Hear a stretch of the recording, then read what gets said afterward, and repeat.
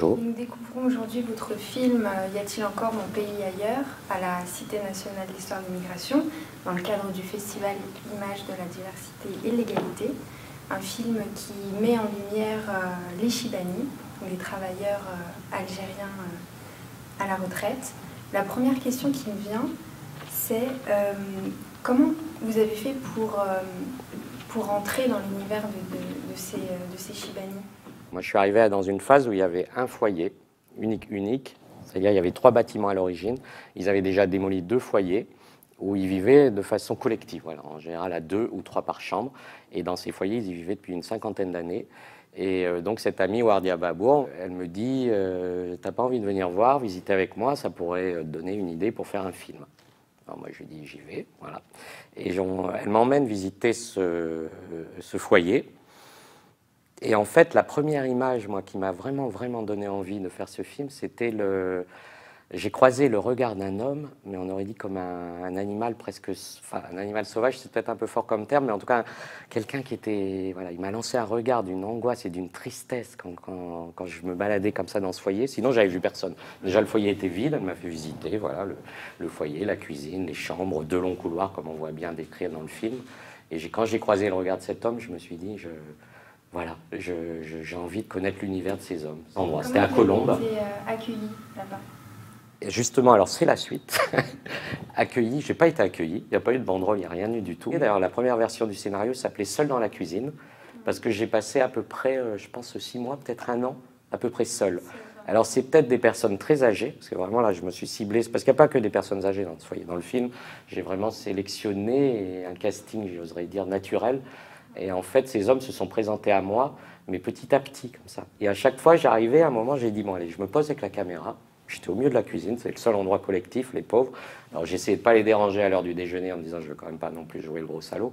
Et j'étais dans cette cuisine avec ma caméra et je me posais au milieu. Et je les voyais arriver. Et il y a des scènes comme ça, les premières scènes du film.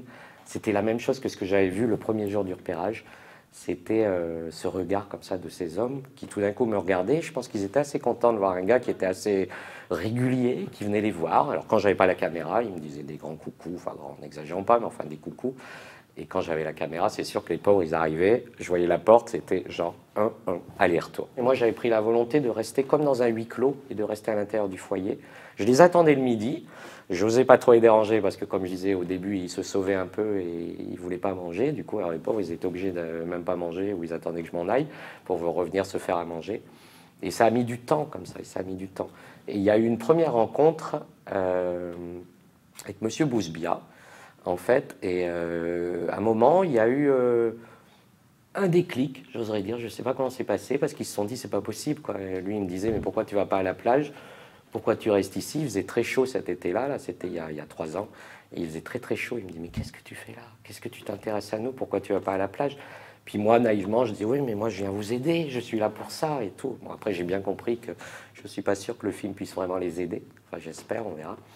Mais en tout cas, il y a eu un déclic. C'est le premier qui a commencé à accepter de me parler un peu. Voilà, des petites phrases par-ci, par-là. Et au bout de presque 1 an, je pense, au bout d'un an. C'est pour ça que vraiment le film portait bien son titre au début, Seul dans la cuisine. Je trouvais que c'était un titre magique. Et je craignais de rester seul tout le temps.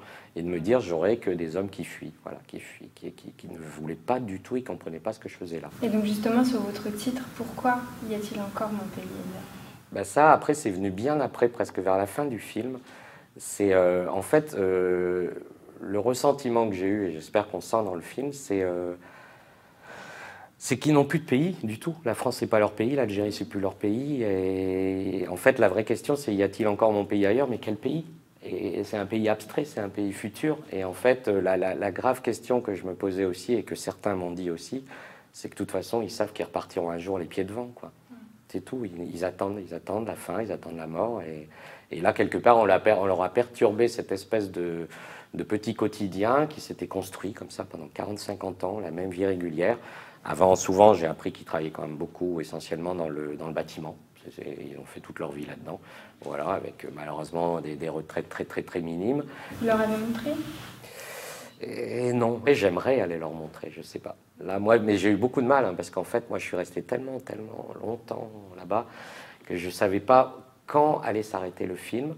Donc, je savais qu'il y avait cette phase de déménagement était assez crucial pour eux, et j'hésitais même en me disant que c'était un moment tellement violent pour eux. D'ailleurs, il y en a un que j'ai pas pu suivre parce que j'ai cru qu'il allait mourir d'une crise cardiaque en direct, tellement c'était angoissant, déjà le déménagement, et de me voir moi encore sous sa tête avec la caméra, parce qu'en plus j'ai filmé de façon très intime, et j'ai essayé d'attraper chaque parole. En fait, tout mon film, c'est un ensemble de paroles que j'ai captées, je pense, sur 3 ans. En fait, presque j'ai essayé de garder, chaque mot était pour moi important. Il y a des phrases peut-être banales, mais il y a des phrases d'une beauté incroyable en tout cas. Merci.